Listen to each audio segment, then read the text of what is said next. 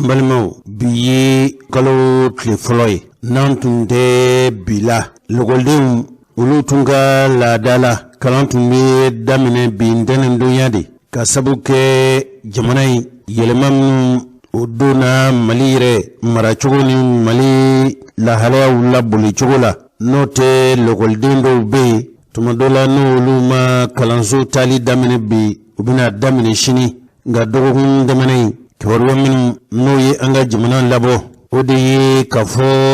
juma temene kligwanfe yoro mimbe noye anga jamana ka yerma horonya tayoro unyana je ke yoro korole na bifo mako place de l'indépendance la je tumbe jamana dem ubahiri ka chama de bora boli ndayini tu femi ode ka jira kafo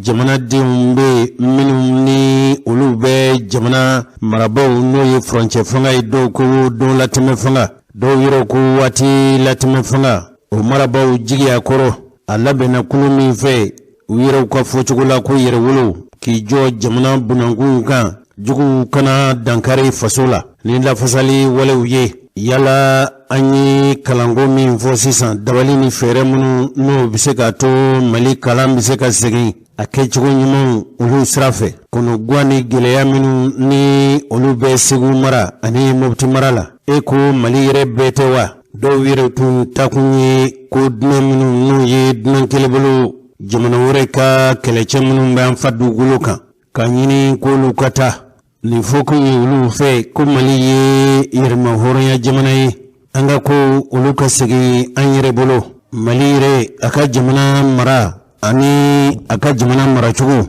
ani aka jamana la halaw ulu ka latge fosu yere bolo uba fe ka jira dunya bela jilina ko mali de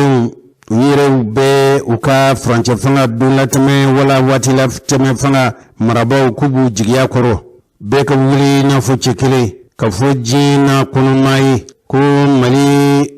ladlali ulatige wale utima wore bolo funa kira maldungi wa mawore tina se ka ku karaba hunfe faso kono jamana din nola ma kunte di ireko uluna kuyi kajira jina akono ma ubele jilina kulu be dola time fanga wala franche fanga yi kulu be ajigiya koro akula bembao ni yewulu koni nyininga uluku ni jaman la hautayi bukun rete wula kado dola time franche fanga wati la time fanga mugo jigiya koro ka franche duma ka wati duma karabali ni jaguya ni kurumunu mbesi na ka fo ka fanga bla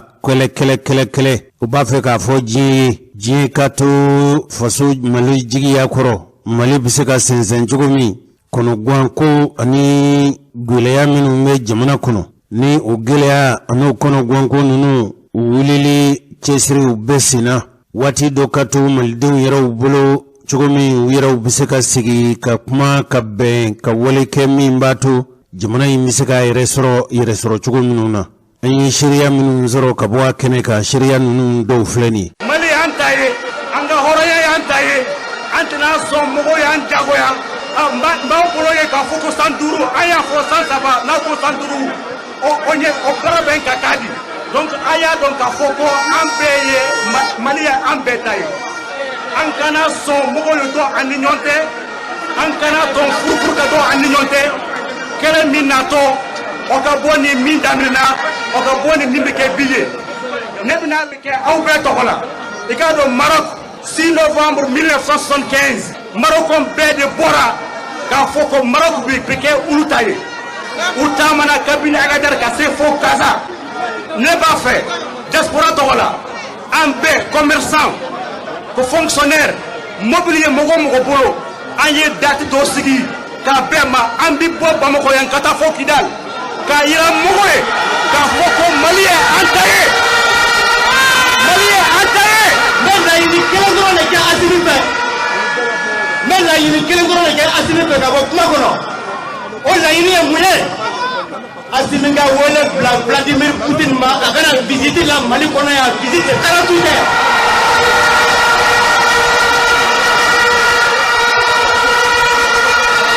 asiminga visiter 48 heures akana yini Vladimir Putin fait akana Mali kono ya les plans aba ye ka fɔ min bɛ maliyɛnw kan n'a sera k'o kɛ a b'a yɛrɛ libéré a bɛ Mali libéré. Maliyɛnw makɔrɔn ko transition min bɛ Mali kunna ko mɔgɔ si t'u kɔ ko u bɛ baara min na k'u bɛ yɛrɛ baara de la ko maliyɛnw bɛ Faransi fɛ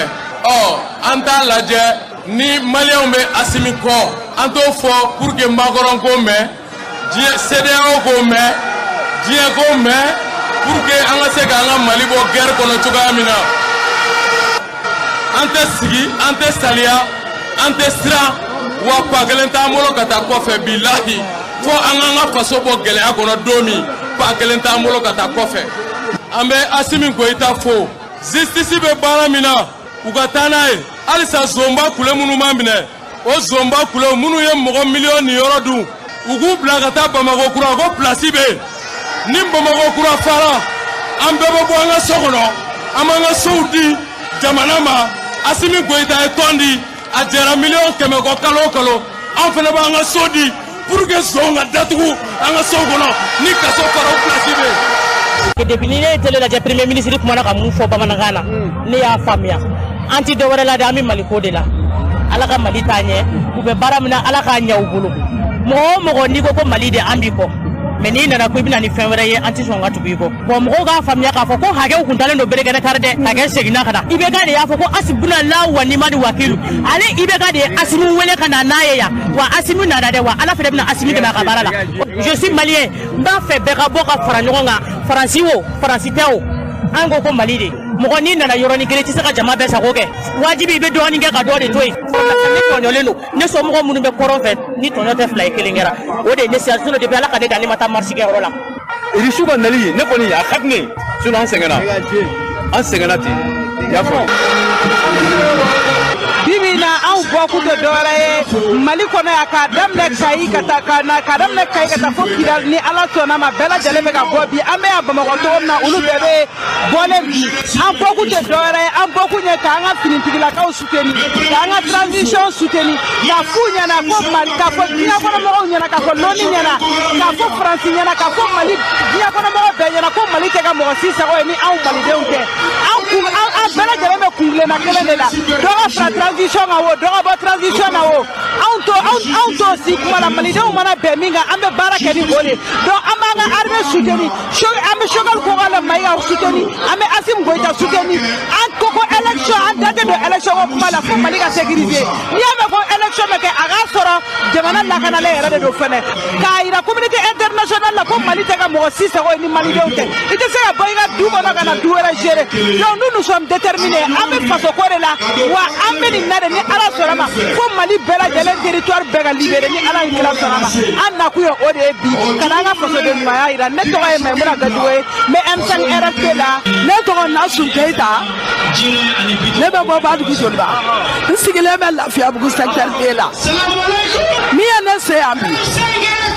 ne ye maliyɛn de ye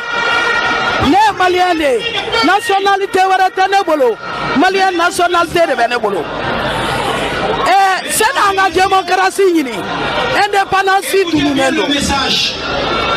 ko silamɛw ka sabali a kɛra cogo o cogo politicien maliyɛn de don indépendance de y'an se démocratie la démocratie ye tubabuw de ta ye wa an t'u ka sariya bato yan u ka loi t'an bolo an ka indépendance de b'an bolo élection tɛ mɔgɔ minnu joli min bɔnna Mali la yan CEDEAO ka maliyɛnw ka joli bɔ k'a bɔ yen fɔlɔ joli min bɔnna anw denw minnu sara sɔrɔsiya terrain kan ka minnu kan tigɛ CEDEAO k'o joli bɔ k'o bɔ yan anw b'an ka yɛrɛma hɔrɔnya fɛ anw tonso n'an barajuru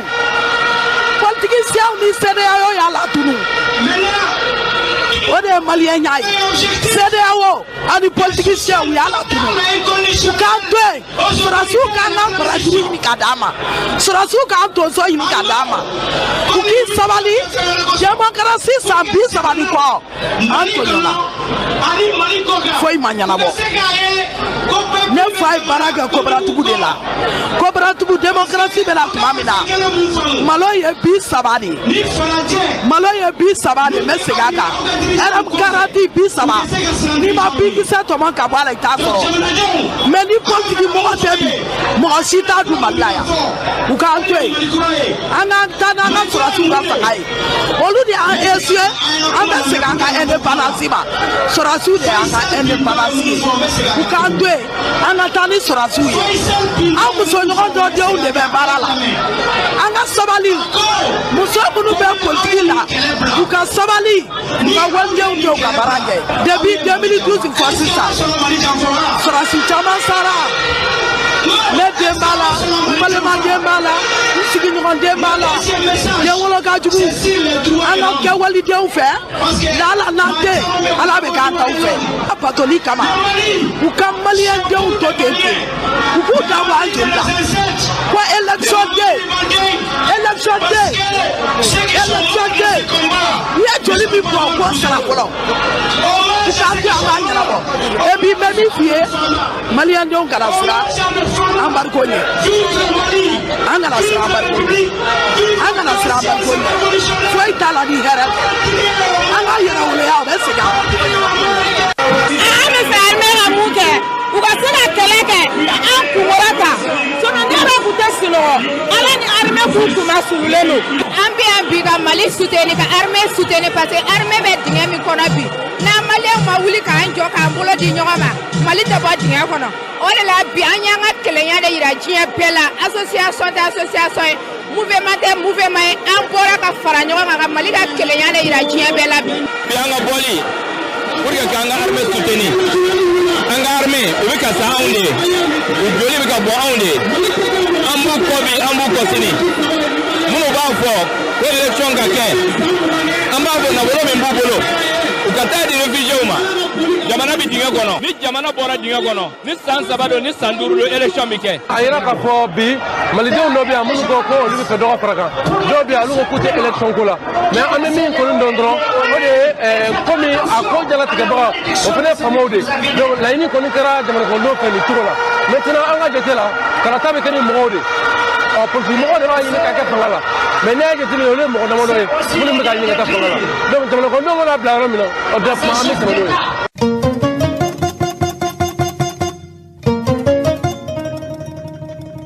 an balimaw ninnu tun ye Bamakɔ seereyaw ye ni ɲɔgɔnna taama ɲɔgɔnna si ale fana tun bɛ ka kɛ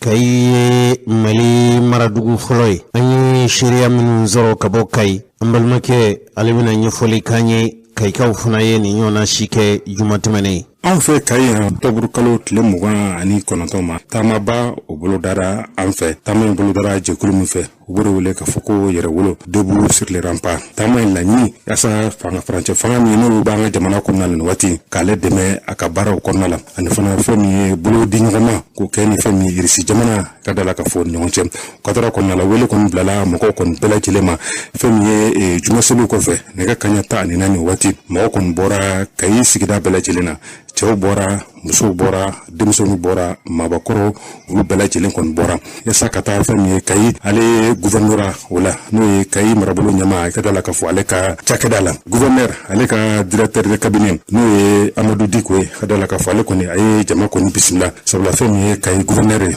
n'o ye colonel Musa Sumare nin waati n'ale kɔni bɛ taama la fɛn min ye Brésil o jamana kan waati min na jama kɔni bisimila fɛn min ye Amadu Diko fɛ n'ale ye gouverneur ka directeur de cabinet laɲini tun bɛ jama la u y'o laɲini kɔni bɛɛ lajɛlen kalan k'a yira k'a fɔ ko u ka dɛmɛ bɛ fɛn min ye fanga farancɛ fanga mɔgɔw kɔni nɔfɛ fɛn min ye Amadu Diko n'ale ye gouverneur ka directeur cabinet ale kɔni a ye jaabili kɛ ka ɲɛsin jama ma k'a yira k'a fɔ ko bataki min n'o dira a ma ko bataki in kɔni kan ka se yɔrɔ min na ko a bɛ se fɛn min ye wɔrɔ kɔfɛlen na Jɛnɛba Lebo Tarawele ale kɔni a ye bataki a ye ala kumaba fɔ fɛn min ye bamanankan na an ka jɛ an b'o lamɛn.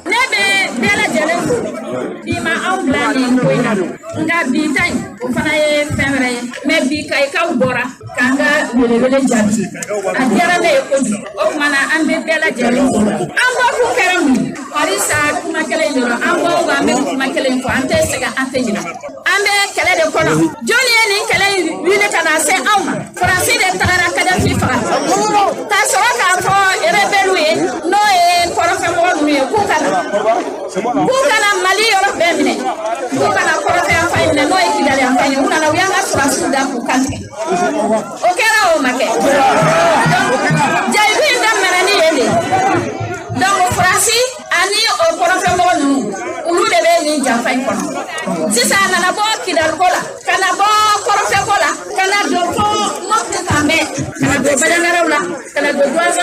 kana segu mine kana nyoro mine fan kala fala la kai sisan kala imbe ni otumana an wilila an mo fa nya be ni koina francide no sa ko ronte ko te kanya na bo anga wili anga an bolodi bawa an ye pay munya an ye pay souverain anga independence bambo donc anga liberté bambo ni mo amba tege doma ayan tege di joma oye huissier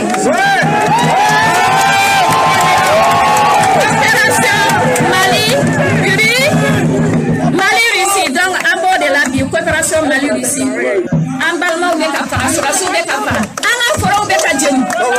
Anga sénékemina ou beka djeni. Ou be baram na kwa continuer na ya. Au mane beka ibela djeni.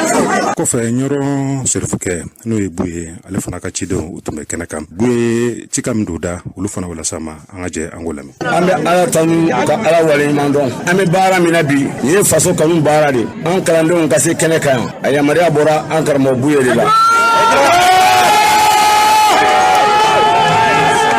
Mali kono ma foro e fora kan fo ko ka soratu sitini Mali kono o ebuye de. Abdoulaye akofa abanye ni Mali den befe mbeni dina ina mbeni tabolo ina okotala nte dina yerela otala Mali bayan enfant koran enfant klebi enfant an beka frangonga an ka ke joyo kelen pe ka soratu jikoma dondo o ka se ka san saba wala san duru so ka foro ka tranzonga ay san bi saba ke Mali kono dongodo abe foko kunu ka fsani biye dongodo abe foko kunu ka fsani biye ga munu nana bi anye boda yu bolo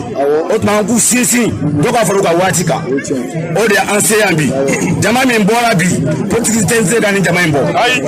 mami be bi mlabse ga Mali sumaya na ga kuma ga me Mali sumaya ni Mali de nya la me o ebuye de otma la botuli o de anse kene kaya yala bi ala ka sabata ka ala ka do fro tanzon ka ya bi ka masala la ko fe anye kuma tengo ambalma dola munu tume kanaka ne to fuseni konate me be ba fuko che ne M5 nyambo e kai jama mi mbota vraiment o be mo ni sodia jama bokumbala anya e mo ba fe ka transition cha anga fama wulo wubunye bara nyuma minke ambeka anka boku sutini alors wodi kama jama bora do anga la yenkenye d'abord élection tsekake parce que niki be élection ke ça avec comme il c'est une problème donc anga élection ko bla folo anga jamana bla ko chama de jamana ngono kata sécurité ma kana bla école koma kana bla kenya koma alors ko chama be ani war dunko juya foko bede kele o ka ba jamana ka baski anga se ka élection donc ambe ala deli alsa jamana burani ngani ami ala ka nyambulu notre Barou Sidibé Kay mais au nom de la jeunesse coordination de la jeune de Kay nimboli ya sabatira ko jugu parce que association ni politique bala ambeko ani transition be nyoko fait ambeko fa transition vraiment ka continuer parce que jamana be difficulté mi ko ta difficulté aka gelen élection c'est ka gesa jamana fangele minalendo ni be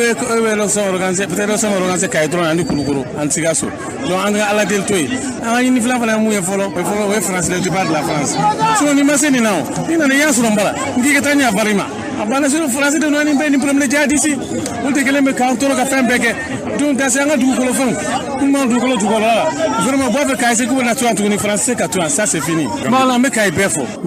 ani Kay be nyon fe baran kon la bena ni la ben ka choko de kon nam ka dala ka fami anga finiti la ko yim olu fana chama tume kanaka ya sa se ka mo kon la ko la si choko nam adala ka fami du kun fo masoro o barakon kondala mo ko ni bora basigila ka sigi fami basigi o kon la ni no tun kara fami atlo karjige bara mi no kara an fe Kay tamaba mi no kara an fe juma no bena fami tobrokolo tile muga ani konontoma samba fla ani muga ani kile bara la bena mami fe wode almam may gay ka bo radio Kodonso FM na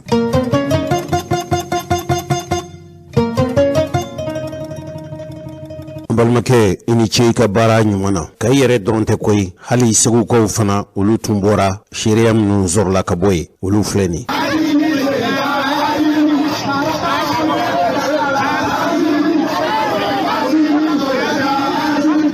uko atinya ko fo segu ka bo ali mina kuma mina amika wele ko tare aw borawa mbe ani nga segu ka aw borawa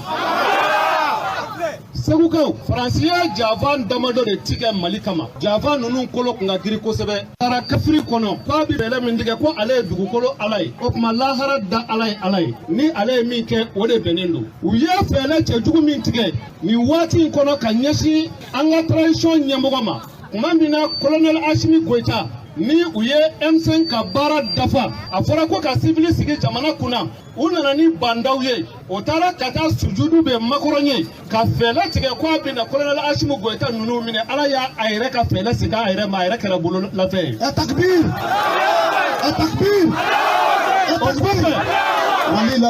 o jafa nana tiɲɛ an nana sigi tuma min na makɔrɔnya ɲini ko CEDEAO ka kogo jɔ an n'u cɛ CEDEAO jamanaw fo kabakolo la a ye o fɛɛrɛ min tigɛ n'a y'o di Niger jamanakuntigi Mahamadu Bazoum ka o ɲini ko o baara kɛ ala y'a kɛ CEDEAO mɔgɔw ko o tɛ olu ka sariyabaju kɔnɔ olu bɛ se ka Mali suspend CEDEAO kɔnɔ kɛra o kɛra min kɛ makɔrɔnya colonel Asimi Goita invité ko a ka taa Faransi ko G5 ka lajɛ bɛna kɛ Asimi Goita ko a ma ko ci tɛ ale bolo Faransi fɔlɔ.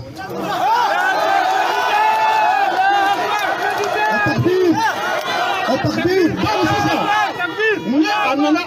o ɲɛma sɔrɔ kafiri dimine Mahamadu Bazoum wele ka taa o yɛrɛ an ka sɔrɔdasiw dɔgɔya kolonɛliw dɛsɛra kɛlɛ la u nana coup d'état kɛ manamanakan caman mais a b'a sigi a b'a ta ye a ɲɛna o tɛmɛnen kɔ ni o janfan kɛra ni o man ɲɛ a nana janfan kura jumɛn bolo da ka ɲɛsin an ma a nana ka na coup d'état labɛn tuma min na coup d'état min kan ka na préparer ka bɛn septembre kalo tɛmɛnen ma ka o kow labɛn k'a ban mais o mako bɛ mun na colonel Asimi Goita yɛrɛ bonɛni ani nasike a kun ni makɔrɔn ka téléphone tabili Allahu akbar o de la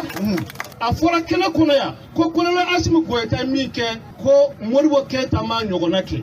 preuve de bɛ a la mɔgɔ min bɛ se ka Faransi imile nin cogo in na k'a kɛ den kɛrɛfɛ ka banga u ka jamana ɲɛmɔgɔ ka appel ta maliyɛnw an kan k'a dɔn kosɛbɛ ko an seginna an yɛrɛ ma.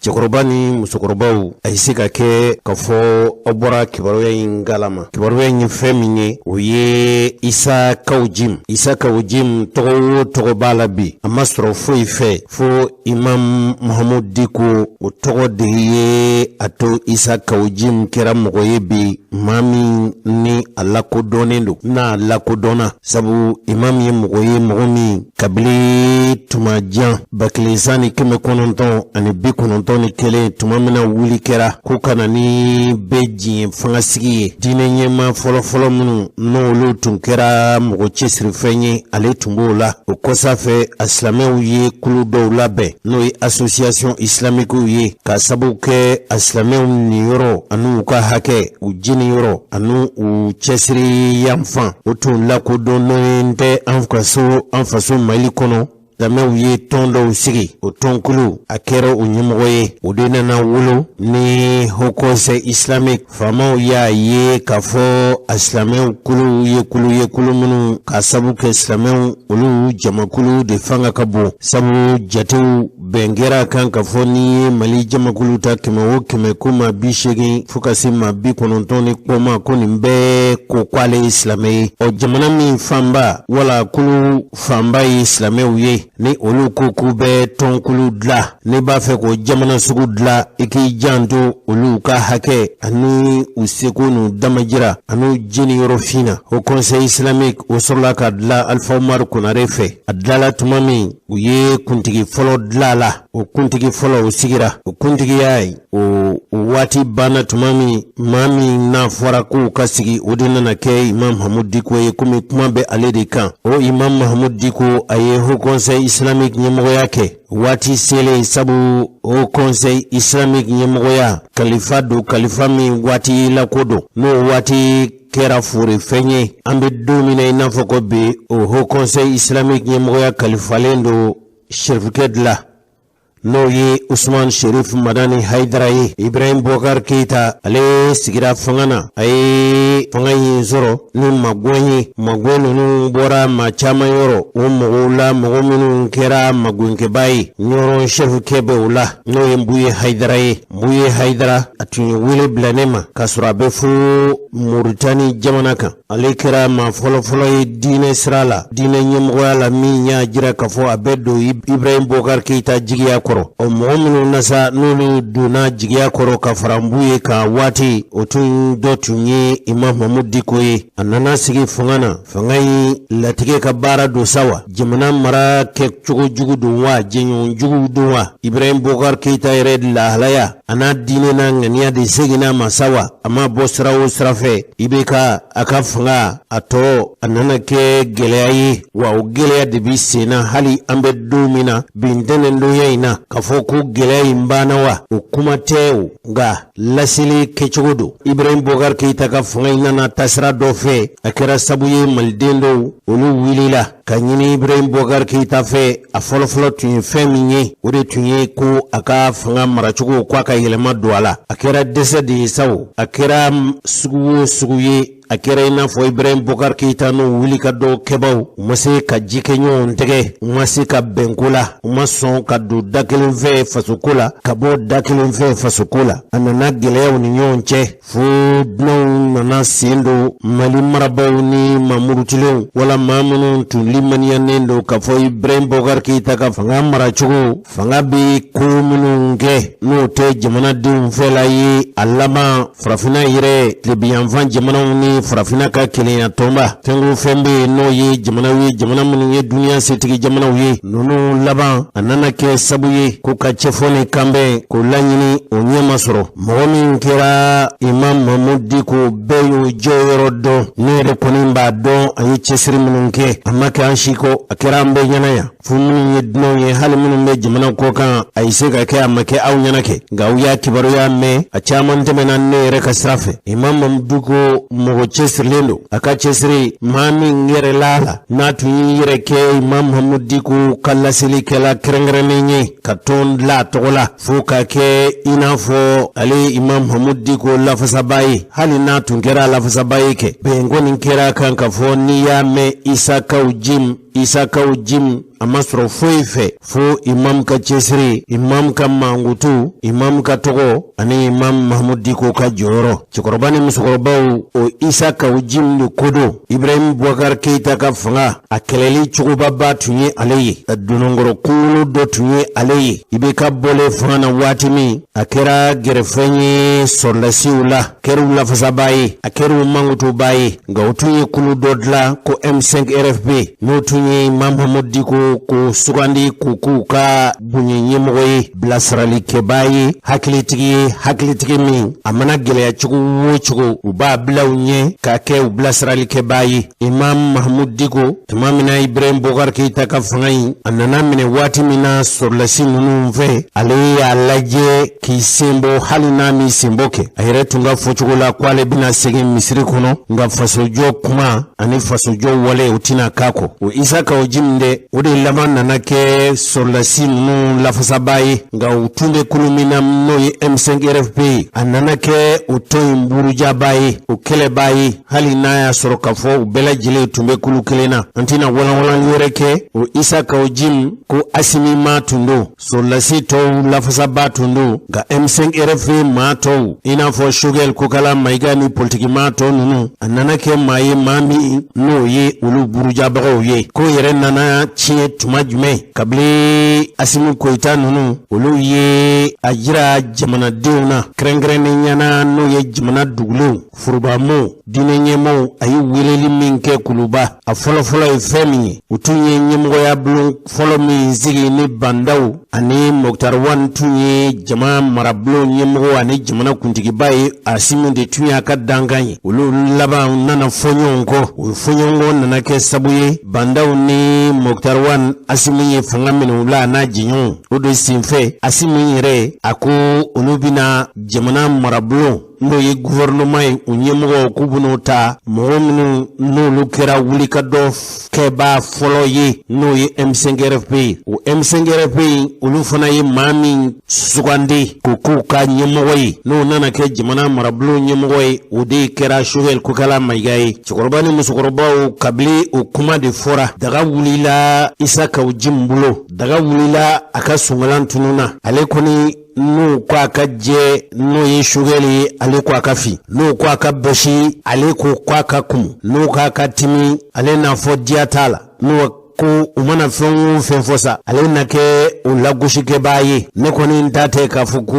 n b'a ɲini yala jo wala jalaki sabu cɛkɔrɔba ni musokɔrɔbaw a ye fɛn minnu fɔ a kɛra saw aw yɛrɛw y'a lamɛn o a kɛra aw mɔdenw de y'a fɔ aw ye o a kɛra aw tɛmɛsennama ye a mɛn mɔɔw da o Isa Kawujim de minɛlen don hali n'a tun y'a sɔrɔ kɛ ka sɔrɔ fanga in talen sɔrɔlasiw fɛ u ye maa dɔw tɔmɔ o maa tɔmɔnenw na ka wasadenya jɔyɔrɔ d'u ma wasadenw ka kulu min sigira dɛ o kuluba in n'o de bɛ wasadenya jɔyɔrɔ la hali ni wasadenw tɛ sabu maa tɔmɔnenw do sɔrɔlasi yɛrɛ ninnu fɛ asi minnu fɛn ɲɔgɔn olu de ninnu tɔmɔ k'u bɔ jamanadenw tɔw la ka jɔyɔrɔ d'u ma k'u ka kɛ jamana a kunkanko kuma fɔba jamana lafasaba sariyaw taba n'o ye Conseil national de transition ye k'olu minnu ye furancɛ fanga marabaw ye u bilasiralikɛbagaw u ladilikɛbaw u sɛnsɛnkɛbaw u dɛmɛkɛ kulu k'u kulu dɔ sigi o Isa Kawujim laban de nana kɛ o ɲɛmɔgɔ dankan naanina ye nka a nana kɛ sa bandaw bɔlen fanga na waati min Asimi Koyita ye ninnu sugandili minnu kɛ n'o ye Choguel Kokala Mayiga ye bamananw ka kuma tɛ ni ye kuma min mɛn baladen da o de bɔra balaba da yala o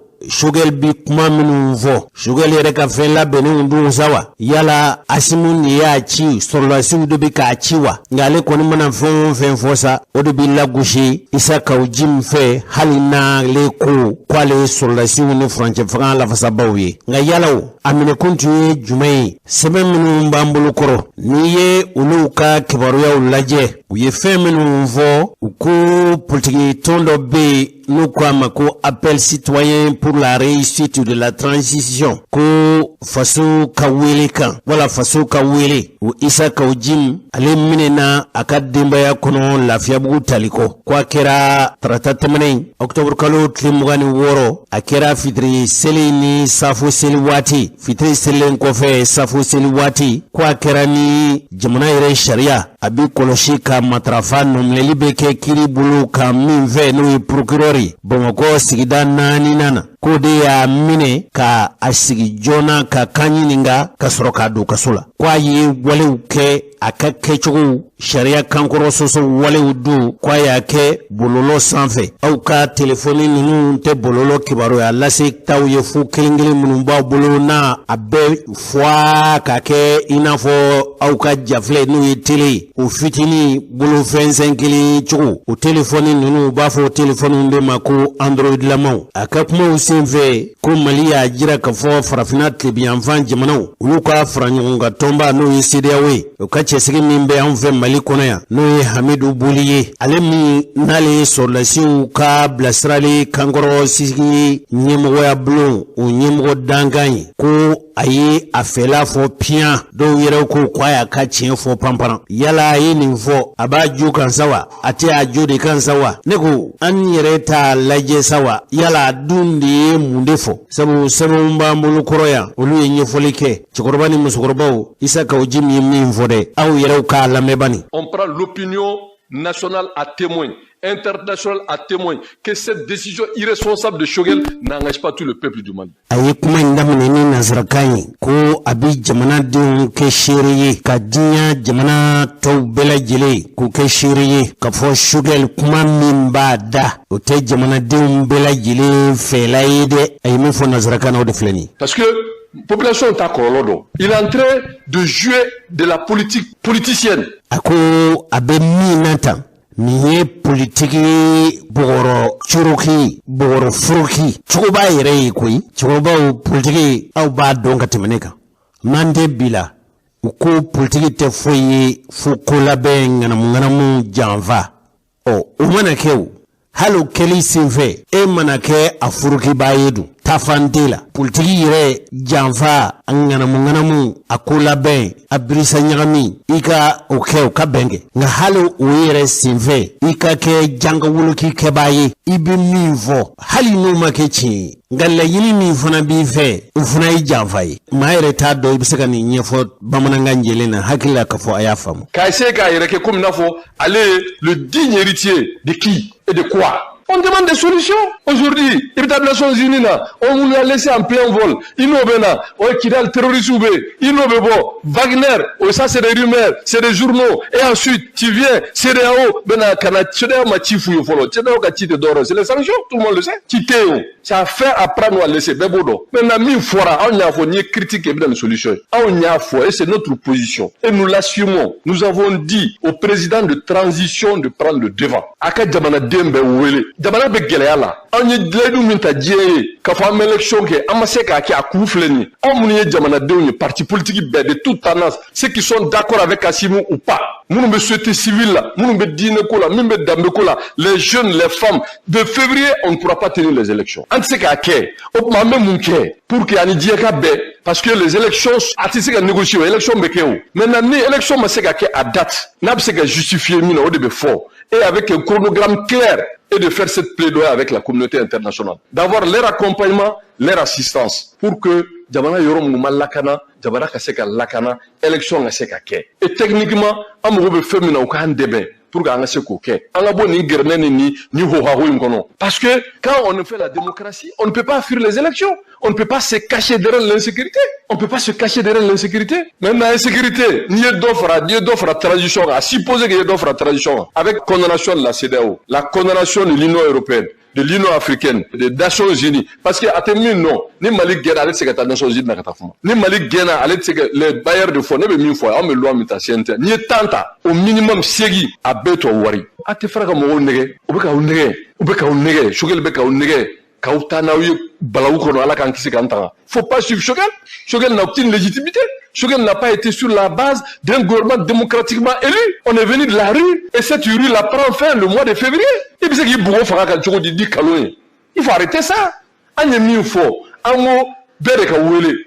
Dabana be impasse là. Élection maseka ke. Anidien benamina. Amaseka respecter. Voilà nos doléances. Ni parti politique be sonoma. Société civile sonoma. Assimio entériné. Et montrer ça à la communauté internationale. Où nous accompagner avec un chronogramme clair. Et puis ensuite demander vraiment leur indulgence sur des questions de fond qui est justifié. Bi, ni a faut dire.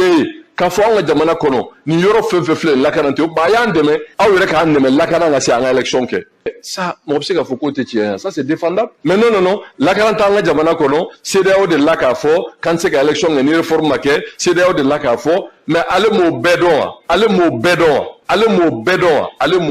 lui savait tout ça mais pourtant o ibeka kele allez mo mi fo fora o ibeka kele mi allez o ibeka soutenir ka ko porte-parole katla ka fa simima qu'il est incompétent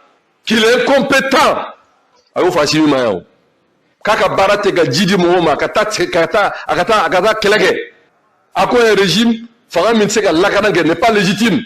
fanga min seka ballon double ni mohoma atseka ni basige ko n'est pas légitime ko asimi nunu uye fanga min bubulu na manka dana ya tuga chogel mo foya o chogel kele mi seka na wa cliché bi ababe ga ni die bla nyona ayani Nations Unies bla nyona ayani France bla nyona aya bi ababe ga ni CEDEAO bla nyona pour aller à quelle finalité? Il faut arrêter ça. Il faut sortir de cette escroquerie politique, de cette inconscience, de cette irresponsabilité politique, d'aller à l'essentiel. L'essentiel pour les Maliens, c'est trois choses. Ani dieka be la kana kana jamana ko. Ani dieka be anga kalata djelenge. Ani dieka be pour que nous puissions avoir des investissements dans d'autres pays. Blanyona, ayani France blanyona, ayabi, ababegani CEDEAO blanyona. Pour aller à quelle finalité? Il faut arrêter ça. Il faut sortir de cette escroquerie politique. Il faut sortir de cette escroquerie politique. Escroquerie. Ode ikatayini kojugu ikana inendo mukoro kulanata kaso eba fe ku tayindita tokan mebaw ni fili sorla ni kumaina aw balatli ha cegorba ni musogorbaw ye ni fili sorla la aw balatli me ya famu chugumi ne bi ka fotine escroquerie politique yoro anyi politique fo hali na soro politique irete o yew politique o de kono gwambi la sisa anga ke jamana jo sirafe kono gwambi i kamana gwanendo i kono gwanendo gelea i gwengwene no gelea la mina bo ni gelea la dabali ni fere jumayi to de ba foma quelle politique il faut adopter pour sortir de cette gangrène gelea gengelendo idala ibina fere ni dabali jumentike dabali ni fere tige abe fodema to kan jele na ko politique nga ambi domine na fo bi na fora mama kabaki politique mo waye ode ifanga yininto ibi nyuve ibi juguve ifanga yininto fe yiseka kew mi ndise ka kew iba benyami kafo iba bedla kasoro dumba do ka fatedla e koni fanga yininto do ode la chigoroba ni musugoroba au bafo kafo politique janvadi wa andunga jimana ngono ya politique sigira minga mingo ni la famuna wala ma famu politique ma dabo foi kama fo janfa o escroquerie politique ni disa to ko nga girin ko sebe hakila ka fo na tlala kuma na tumami procureur rebna nyefoli kew kuna fon la sila utara nyininga neta dabo kunya auye koy bismillah teme isaka ojim ka kuma fe de cette inconscience, de cette irresponsabilité politique d'aller à l'essentiel. L'essentiel pour les Maliens, c'est trois choses. Ni man ngilera ko sebe e ka siga ka bani ay min fo nazara kan fana la sisa mina laje nazara kan me baw ay la melikere ni fili sorlala ni sekoroba ni mzoroba min ziglen do kerefe aya fuye ka fo jose ya fo chugo min tintede ne ta dabo kunte ka modo fili la de di kaloye il faut arrêter ça anye min fo ango bere ka wele dabana be impassi là élection ma se ka ke ani die benaminga ama se ka respecter voilà nos doléances ni parti politique be sonoma société civile sonoma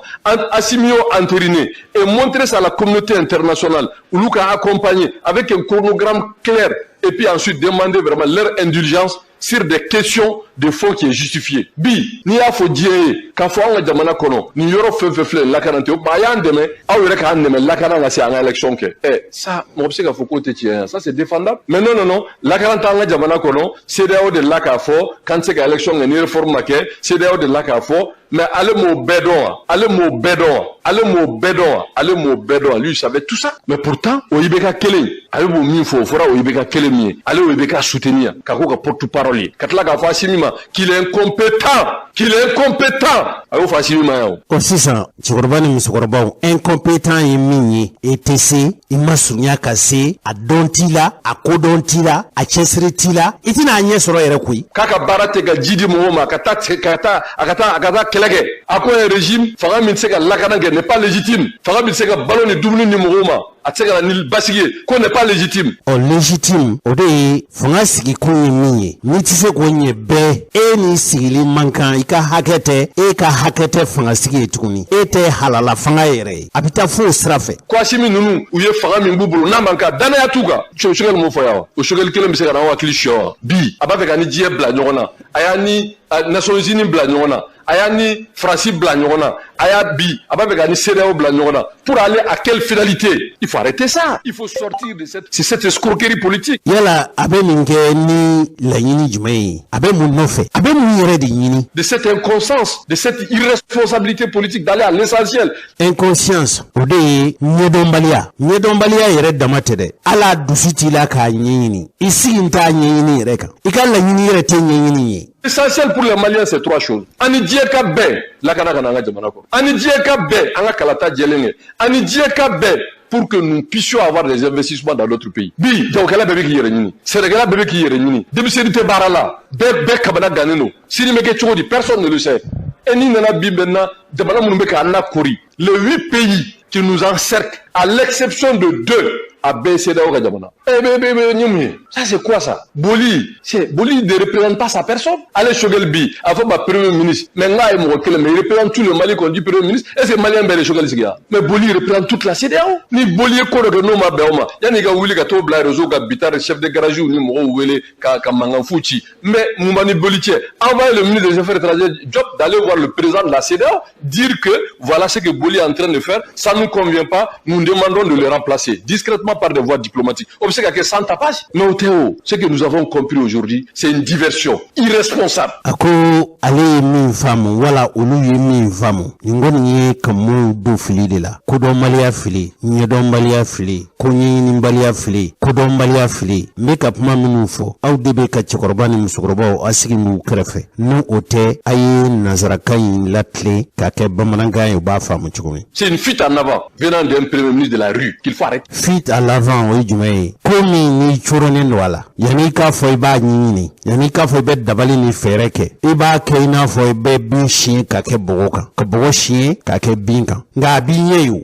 Non, on va pas s'associer à ça. En tant que parti à certaines façons ka wele. Ko olu ye tɔn de ye faso ka wele ko olu tɛ don o janfa la fiyewu. Et nous allons appeler tous les forces politiques dignes. O sira de fɛ sa fɛn fɛn ye jamana jɔ fɛrɛ halalaw ye ko an bi wele daw bɛɛ ye. De dire non à ce bras de fer contre la CEDEAO. Ka fɔ ayi an tɛ sɔn an k'an kɔ da CEDEAO kɔ a la fiyewu. Parce qu'il faut arrêter ça. Faut k'a lajɔ de. Il faut pas nous amener vraiment dans l'abîme. I kana taa an firi tiɲɛni kɔlɔnjugu kɔnɔ. An bɛ se ka mun kɛ bi et maintenant minnu bɛ k'an kɛ fasodenjugu ye ko non a kana sɔn nin ma a ye tugu Choguel kɔ mais nous on va pas suivre Choguel. On suit le Mali. On veut un Mali émergent. On veut un Mali qui se réconcilie avec la communauté internationale. On veut un Mali qui peut faire des levées de fonds. Maintenant min fier quand la CEDEAO va fermer les robinets, quand l'IMOA va fermer le robinet, en une semaine nous on peut pas tenir. On peut pas payer nos salaires ici. Qui est prêt à renoncer à ses salaires? Personne. Les opérateurs. Yala John la benen ka diɲɛ I ka sarako. Maji. Économique, bi, il fait que dormir la bonne banque. Toutes les banques sont liées à la BCAO. Alors, mais avec quoi? Avec qui? Il faut arrêter ça. Insécurité, mais là-bas, fort. Mais en politique, je l'ai toujours dit. Là, on prend l'opinion nationale à témoin. Cɛkɔrɔba ni musokɔrɔbaw anw sera ka min sɔrɔ Isaka o Jim ka kumaw na o de ye nin ye. Tɔnɲɛmaa don ko faso ka wele.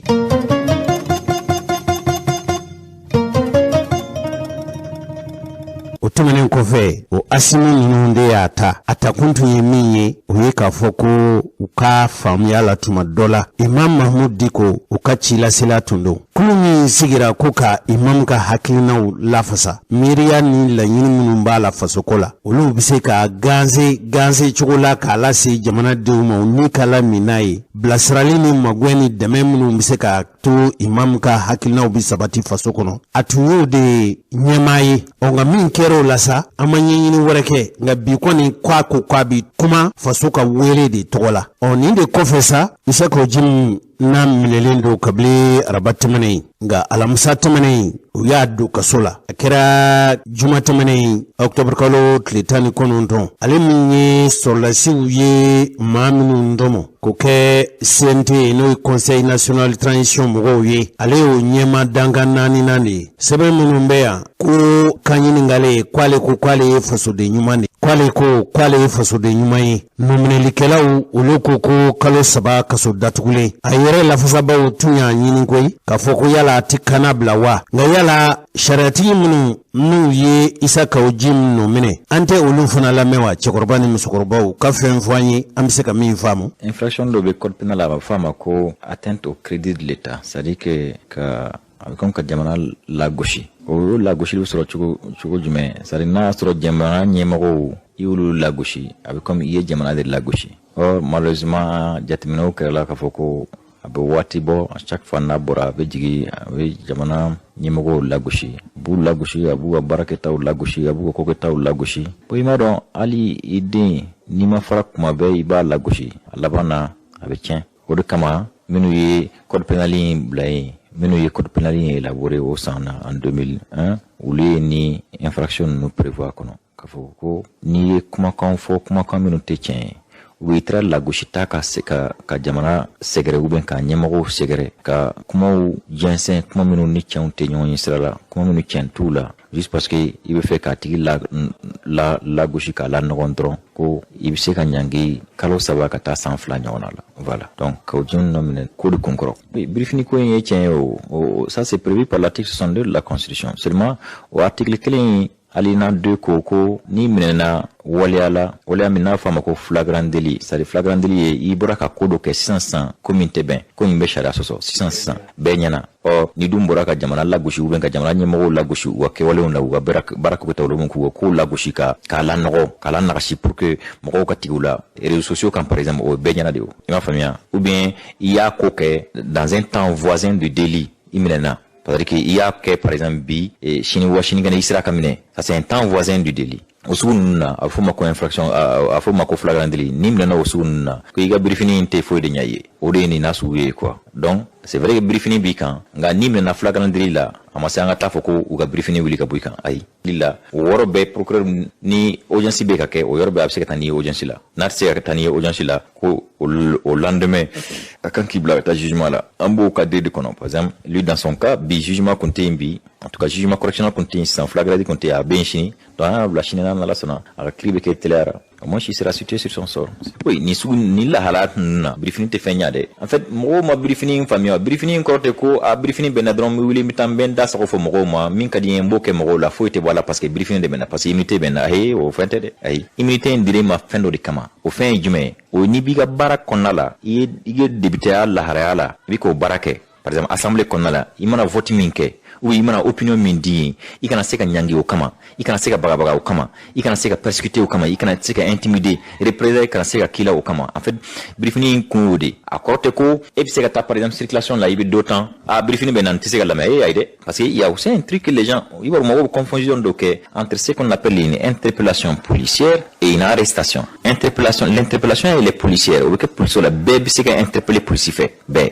ni infraction que mais l'arrestation elle est judiciaire. C'est-à-dire il est interpellé au corps de qui minena do ben par exemple dès que député manamene sans parce que abi immunité bo fa ana manga minena ta police la aide ibe mine ibita police la ere anyima anyeka ere ibe mine police la ibe lamay ni kan bla garde ville ibla garde parce que garde vie est fin doye à te dépend procureur là garde vie est to qu'on a faut que c'est une mesure d'enquête policière. C'est-à-dire la garde vie est souverainement appréciée par le policier enquêteur ou le gendarme enquêteur. C'est l'agent qui enquête, c'est lui qui sait s'il y a lieu ou pas à te placer en garde à vue. Donc là, il est placé en garde à vue, c'est qu'il a une garde à vue quand la garde à vue là dit. Ou quand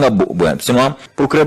a délai de contrôler. C'est-à-dire garde à vue manga teme 48 heures quand. Ni 48 heures minutes teme policier ba fier que va procureur 48 heures minutes nduma klanga barala. Il sait qu'a autorisé de 24 heures de plus. Donc ben 112 heures mais dans tous les cas de figure ni 112 heures qu'on d'affaire, il quand garde à vue wili. Donc nous ma wuli en konna là, il sait qu'a instruction de kafuku ga wuli. Et ma famille. Donc il sait qu'a interpellé, il sait qu'a garder à vue, il sait qu'a lamé. Maintenant, ni infraction de minte flagrant délié. En ce moment, n'a sera procureur gayorma. Procureur obligé qu'à PV tout infolo, qu'à demande de lever d'immunité qui. Nebo chinga chefuma ou procureur général au fanabachi à chefuma mi ministre de la justice au fanabachi à chefuma mi premier ministre sur l'assemblée président saisi pour que assemblée bureau ka vote ka seka briefing boaka ensuite ABC kana majabi be seka na mautuka kelenda oui ni infraction ordinaire de dos c'est-à-dire que infraction mite flagrant délit mais ni flagrant délit doit il y a que 500 iniminga kan obudai kan 500 chambre de flagrant délit de bien c'est-à-dire chambre de bien tribunal là même be flagrant délit au juger au demna à juger sinon au drone c'est tout sinon fin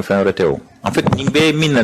pourquoi minna nimbe oui il va ambe la halado ambe wati do la san anga fegen doni quoi c'est-à-dire anga institution ka fegen na frako dongo do mogo be barala ere be boy bu la ko ka bara mayi kasa ere mayi kasa betan kasa be mayi do be bela ima famia don non be bela mais kana mogo la gauche kuma be ku démoraliser oui il sait qu'il y a la fa OK nga liberté d'expression et liberté d'opinion nungu dandi bala akanga circonspect ni bora circonspection in kononde en ce moment c'est quand il sort de la circonspection de la pensée de l'expression de la pensée en ce moment de IB infraction que ni liberté d'expression ko nenni talela nyon la gauche talela bourjali talela liberté d'expression ko de yi hakilata a fo kasoro mi tonoro neni ima la gauche ima la noro liberté d'expression odi mais ni trado kunna ite liberté d'expression na blintunde ibe attaque personnelle ou de là ibe dénigrement gratuit de là ibe querelle de personne de là ni duyo ke ini nyangini minka kan sharala ube daikan on doit fédérer les énergies on doit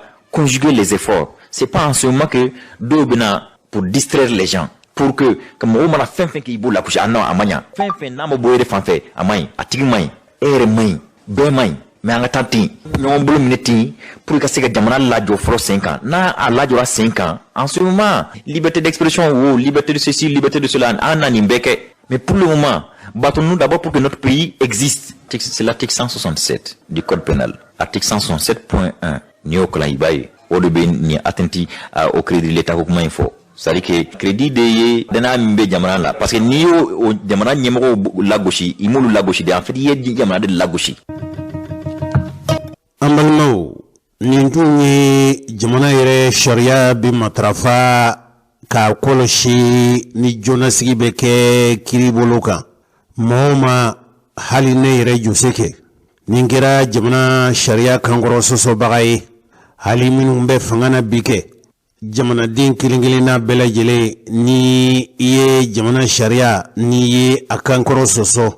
min yɛrɛ ka jugu dabɔn kama na ka dabɔ a kama wala k'a fɔ ko se bɛ n ye fanga bɛ na kuma da bɛ n fɛ minnu bɛ yen hali minnu yɛrɛw bɛ kɛ n'o bɛ jɔnasigi kɛ maa si tɛ jamana sariya ni san cɛ o siratigɛ de la sa nin ko in de bɛ sen na n'o ye isa kawo jim ko ye juma tɛmɛnen n'o bɛnna octobre kalo tile 19 ma bamakɔ sigida 4nan kiribulon ye hali n'a y'a sɔrɔ k'a fɔ isa kawo jim yɛrɛ y'i lafasa k'a fɔ ale fasoden de ye ɲininkali minnu kɛra a la a y'a sɔrɔ kiribulon in sɛbɛkɔrɔ falen don jama na yala i bɛ ka jɔnmasigi min na yala i sɔnna ma wa min ye kiribulon tigi ye n'o ye jaramuso fatumata sidibe a ko ayi jamana sariya matarafaba bamakɔ sigida 4nan na ale yɛrɛ kɔni fɛ aw y'a ka kuma mɛn sisan a ko bada kudayi isa kawo jim a ka lagosili a tun bɛ ka fanga marabaw lagosi kɛrɛnkɛrɛnniyana min ye jamana marabulon ɲɛmɔgɔ ye Shogɛl Mayiga ko e ka baara i ka ŋaniya ye ka fanga in ka firi de a ko k'ale b'a faso fɛ o n'a ta o ta ko ana min laɲininen don ko ka kalo 3 kaso datugulen a ka sɔrɔnɔdonbaw ni kasum tapo bɛ o la olu ye kuma min da ko u bɛ ka sariya ko ni politiki ko de ɲaami ɲɔgɔn na a ko k'ale ka ma lafasaba n'o ye Isa Kawo Jim ye ko ye jamana wasaden de jamana wasadenya in o kɛn bɛ ka tanga birifinin dɔ bira a kan u kana ɲagaminin kɛ ko Isa Kawo Jim a ka kan hɔrɔnya b'a bolo a ka hakilinata ye fɛn min ye fasoko la ko sira fɛ nɔminɛli kun t'a la u sɔrɔla ka kiri lasonsoro u taara ka taa ɲɔgɔn ye gundo la min ye kiribulon yɛrɛ ɲɛmɔgɔ ye a seginna ka na a ko Isa Kawo Jim ka kiri a jaabiw latigɛli ko bilan bɛ ka décembre kalo tile 3 in kɔnɔ ko u y'a ɲini fana k'a fɔ Isa Kawo Jim ka labila ka taa ka so a bɛ fɔ min ma ko liberté provisoire a fɔra k'a fɔ ti ɲɛ sɔrɔ Isa Kawo Jim a seginna ka taa Bamakɔ kasobonba la an bɛ waati min na an bɛ ka kuma in lase aw ma k'a bɛ Bamakɔ kasobonba kɔnɔ nka min y'a ka surunadonba yɛrɛ ye sa o ɲininkali min kɛra kuma minnu sɔrɔla k'a fɔ ale fɛ o kuma ninnu olu filɛ nin procédure nin kɛra o yɛrɛ ɲɛna an ye heure 2 ni kɔ kɛ kuma na k'a fɔ k'a jira k'a fɔ sariya la u bɛ ka nɔ minɛ fɛn minnu kama sariya ma a permet an avocat y'o de fɔ an ye argument caman développé procureur fana y'a ka argument développé donc question de droit don a ka gɛlɛn a ma nɔgɔn donc tribunal k'a b'a hakili jakabɔ k'a ka jugement rendu kalo crois que le décembre 3 décembre dans un mois et quelques comme ça donc au hukumu kɔnɔ an ko tribunal fɛ an y'a ɲini a fɛ a k'a bila janu a ka hakili jakabɔ k'a dɔn a bɛna jugement min ta n'a bɛ bila ou bien n'a bɛ ɲangi donc tribunal y'o demande rejeté donc pour l'instant Kawo Jim va rester en prison mais sariya b'an yamaruya an ka demande kura kɛ yanni le 3 décembre an bɛna o de kɛ n'Ala sɔnna ma semaine na don nataw la voilà. awa cɛkɔrɔba ni musokɔrɔbaw anw sera ka fɛn minnu fara ɲɔgɔn kan Isa Kawo Jim ko la hakilila ka fɔ minnu fɔra an fɛ a bɛna to aw yɛrɛw na se ka aw yɛrɛw faamuya sɔrɔ an kɔni sera k'a fɔ aw ye fɔ cogo min na o ye nin cogo in ye ni fili sɔrɔla baara la komi kuma ninnu ye sariya kumaw de ye sariya kuma ni kuma nugumaw tɛ kelen ye tuma dɔ la u kɔrɔw yɛrɛw tɛ kelen ye baara in fan dɔw bɛ kɛ nazarakan na politikimuw ka nazarakan kuma fɔ ka ca kosɛbɛ n'u b'a fɛ ka jogini kɛ tuma o tuma wali u b'a fɛ ka anw kunfin don fili la tuma o tuma u bi sɔrɔ ka u cogoba nazarakan in na n'u y'u cogoba bɔsiraw ka ca n'a dun kɛra an ka forobakan in na bɛɛ b'a mɛn nka n'a fɔra nazarakan na u yɛrɛ dama ni ɲɔgɔn cɛ u bɛ u ka bolisiraw u n'u ka bɔsiraw de ɲini o sira fɛ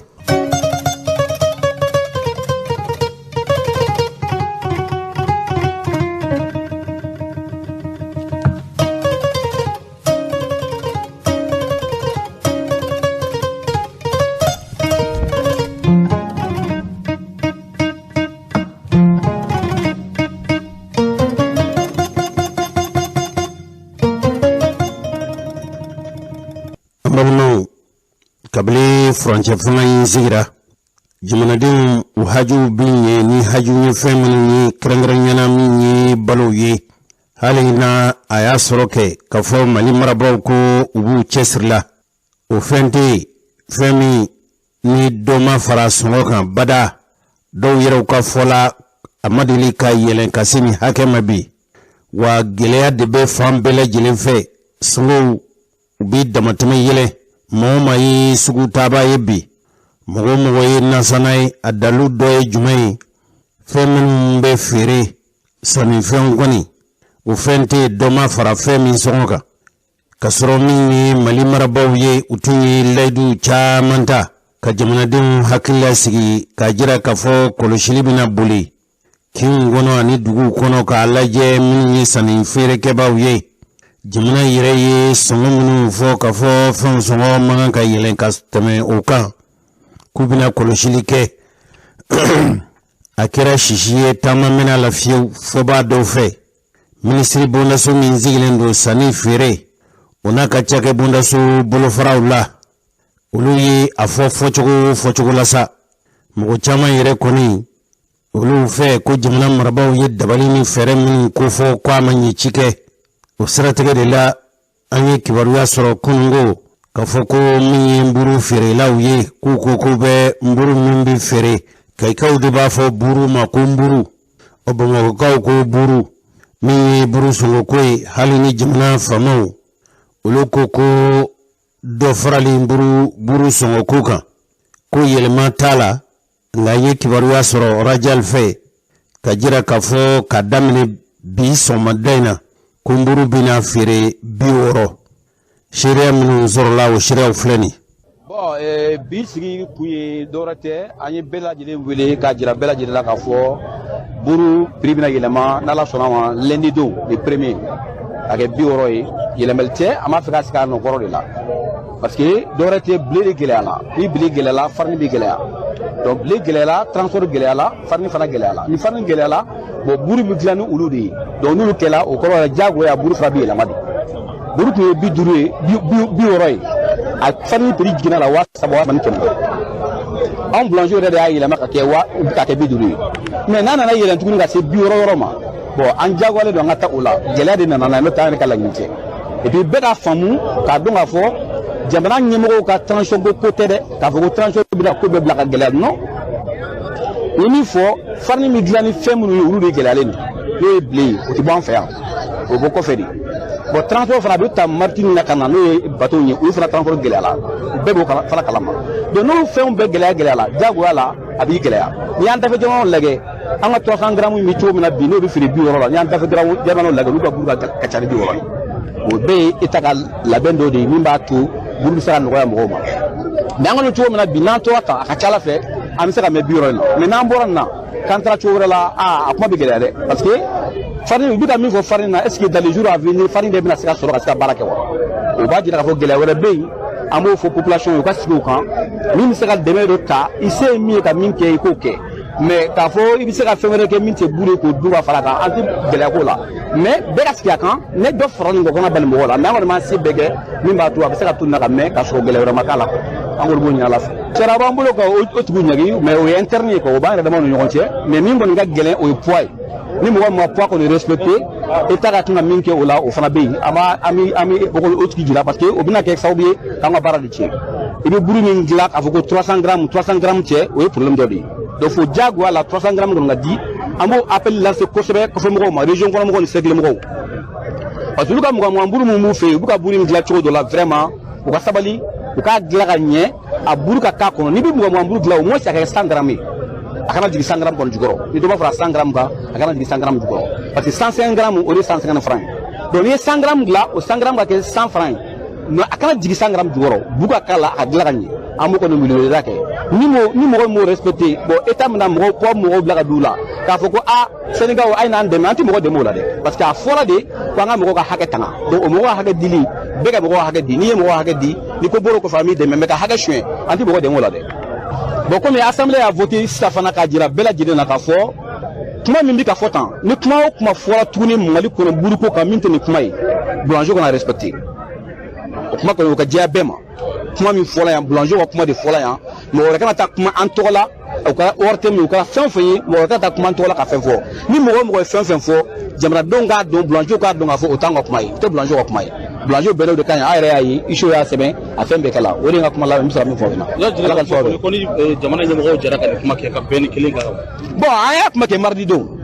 bon olu ka kuma bɛ min jira an y'o kuma min kɛ olu ko farine ma tɛmɛ 4000 kan bon farine dun bɛ 4200 la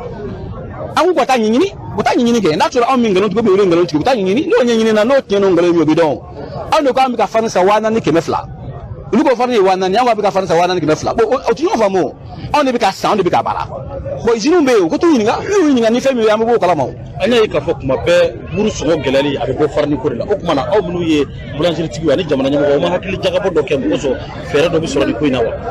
bon hakili jagabɔ min kɛla la a hakili jagabɔ kɛla de bɛ ATT tile la mais u m'a di boulanger yɛrɛ ma boulanger ka gérer u y'a di mɔgɔ de ma min ka sira tɛ boulanger la mais a y'a profiter a la sinon état ye wari min don a la ONG dɔ nana u ye wari min don a la plus de 200 millions u ye furu 5 de san k'a di ka kaba kɛ buru ye kaba ka se ka dilan ka don farine na an k'a dilan dɔɔni mɔgɔ fana la na minnu bɛ mɔgɔ kala a baara kɛcogo la n'an b'a fɔ ko mali buru dɔw ka yɔrɔ la kaba bɛ k'a ye Cameroun a bɛ yen Benin a bɛ yen Sénégal a bɛ yen i bɛ se ka kaba kɛ buru ye i bɛ se ka fini k'a ye i bɛ se ka a tɔgɔ de bananku k'a ye fɛn caman bɛ se ka k'a ye minnu bɛ dilan an fɛ yan n'olu kɛla o bɛ kɛ sababu ye o baarakɛlaw fana bɛ se ka baara kɛ minnu bɛ se ka t'u ka fɛn bɛ san cogo la prix bɛ sɔrɔ a la o prix fana bɛ kɛ sababu ye ka dɔ bɛ bɔ bile sɔngɔ na buru sɔngɔ bɛ nɔgɔya donc buru bɛ kɛ sɛnɛ buru qualité 2 n'a ka di ye i bɛ o buru ta n'a ka di ye i bɛ buru mix ta bon o baara min kɛla n'a sɔrɔ a kun dira boulanger ma ka baara k'a ɲɛ ma bon an bɛ yɔrɔ min na bi bi in na a kun nɔgɔya dɔ sɔrɔ a la parce que an kun bɛ se k'a fɔ bi n'i b'o buru fɛ o ye 50 ye n'i bɛ dɔ in fɛ o ye 60 ye mais komi an bɛ ka taa o to tiɲɛna bon maintenant a bɛna ta sira kura la sisan n'an ni État sera ka ɲɔgɔn faamu na bon an bɛna ta sira kura la min b'a to taalen ɲɛfɛ o baara bɛ se ka daminɛ. An balimaw nin ye buru ko ye sogo ko bɛ nin cogo la malo ko bɛ nin cogo la fɛn o fɛn bɛ yen n'o ye balo fɛn ye a bɛɛ bɛ nin cogo la o siratigɛ de la sibiri tɛmɛnen muso dɔw bɔra u ye ɲɔgɔn sɔrɔ lajɛ kɛnɛ kan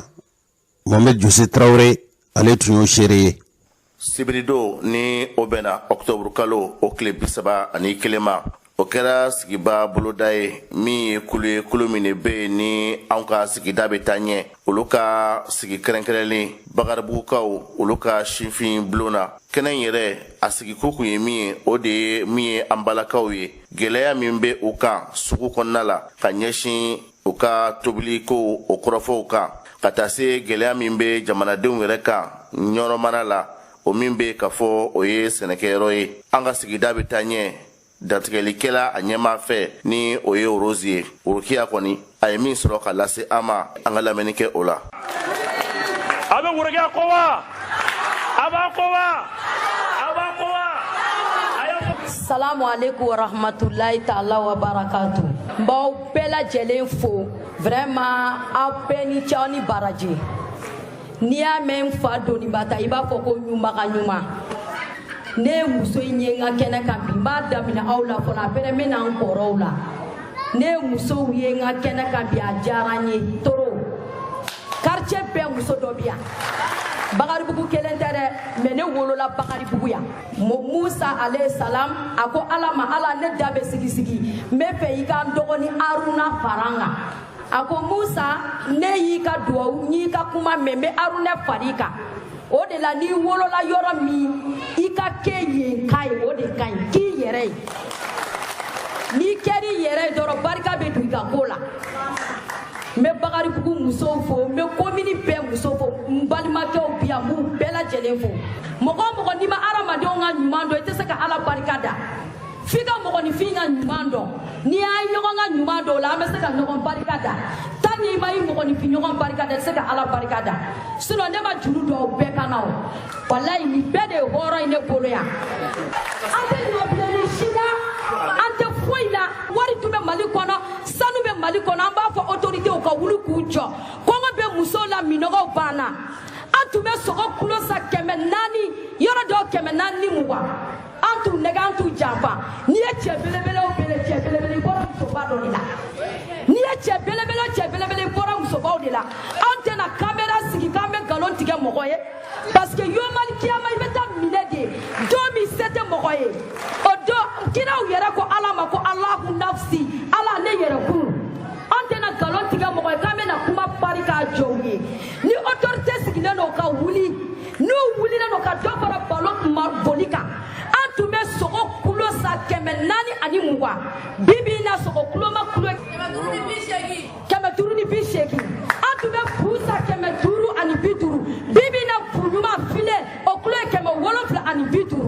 sɔ min tun tɛ considéré sɔ yɛrɛ tun tɛ dumuni ye dumuni mantumanba tɛ mais an tun bɛ sɔ kulo sa 35 bi o bɛ 150 de la ne mɔgɔ min ko Mali ka di bi a tigi y'u nɛgɛ wallahi u bɛ k'u ka wari minɛ ka dun Mali goyara de Mali kasa ka go bi i b'a fɔ bo kasa parce que ni musow kɔntana Mali jara ne musow hamina Mali hamina kɔngɔ de bɛ musow la bi minɔgɔ bɛ musow la sigida ɲɛtaa musow ko n'u bɛ fɛ an ka to an ka silence kɔnɔ u ka sogo na 440 na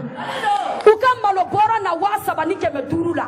u ka tulu na 150 160 la sinon an bɛ bɔ dɛ an bɛ bɔ an bɛ marche kɛ an bɛ marche fɔ Kati an bɛ bɔ an bɛ marche kɛ fɔ Kati an bɛ mun f'u ye an tɛna réunion kɛ nin kɔfɛ n'u sigilen don ka wuli k'u jɔ an ka sogo kulo kana 420 na an ka tulu kilitiri kana 160 la an ka malo bɔrɔ kana 300 la an ka hali layi a da de gɛlɛyara bi Bamakɔ suguba la an jɛgɛ an bɛ sukaro sa 75 an ka sukaro kana nɔ na 80 na bi sukaro bɛ 120 de la 130 yɔrɔ dɔw la an nɔnɔmugu bi an tun b'a san 120 bi nɔnɔmugu bɛ 175 de la an tun bɛ tulu bɛɛ litiri sa 13 000 bi tulu 20 litiri bɛ 23 000 de la an bɛ mun fɔ autorité ye n'u bɛ se sigida musow tɛna réunion kɛ ni réunion kɔfɛ an bɛ taama de fɔ Kati olu bɛ 150 ta kɔngɔ b'anw na u bɛ 70 ta kɔngɔ b'anw na n'o tɛmɛna ka bɔ yen sigida musow ko an ka malo bɛ bɔ ɲɔrɔ de ɲɔnɔ sɛgɛnna ɲɔnɔ ɲanina ɲɔnɔ ɲɛji de bɔ ɲɔnɔ ɲɛji de bɔ bi fɔlɔ kɛlɛ kɛra ko insécurité o bi yɛrɛmakaran de bɛ yen adamadenw ɲɛkisɛ de bɛ ka bɔ adamadenw ɲɛkisɛ de bɛ ka bɔ ɲɔnɔ bi an balima dɔw de bɛ ka da k'u kan tigɛ ɲɔnɔ bi an balima dɔw kɔnɔ de bɛ ka fara ɲɔnɔ bi tenitigiw dun de bɛ ka anw lakana maloforo bɛɛ jenina ɲɔnɔ maloforo bɛɛ jenina an b'an ko an tɛ kuma tun sigida ɲɛda musokulu wallahi n'an bɔra an bɛ yɛlɛ fɔ Kati n'u bɛ se dumuni ka n'a nɔ na an bɛ malo sa 350 kilo ka n'a nɔ 2,800 an bɛ sogo sa 550 sogo kana 450 420 an bɛ tulu sa 250 tulu kana 160 la nɔ na an bɛ sɔ kulo sa 45 sɔ kulo kana 75 55 bi sɔ kulo bɛ 150 kɔ de la Mali anw sɛgɛnna an ɲanina mɔgɔ n'i ko k'i bɛ baara la baara y'i dun ka fa de fɔlɔ ye o mɔgɔ n'i ma se ka dun ka ba sabati i tɛ se ka lakana sabati an kana ɲɔgɔn nɛgɛ an bɛ fɛ ɲɔnɔ ka libéré de u ka wuli mototigiw de bɛ ka taa ɲɔnɔ minɛ mototigiw mobilitigiw tɛ dɛ mototigiw de bɛ ka taa ɲɔnɔ minɛ u ka wuli olu ye avion tigiw ni marifatigiw de bɛrɛden b'u bolo ka taa wuli ka taa ɲɔnɔ libéré kɔngɔ banna minɔgɔ banna sigida musow ko an tɛna dɔwɛrɛ kɛ tun an bɛ bɔ de ka kare minɛ fɔ Kati an bɛ taa marisi kɛ fɔ Kati a kɛtu bɛ kuma na salala rasulu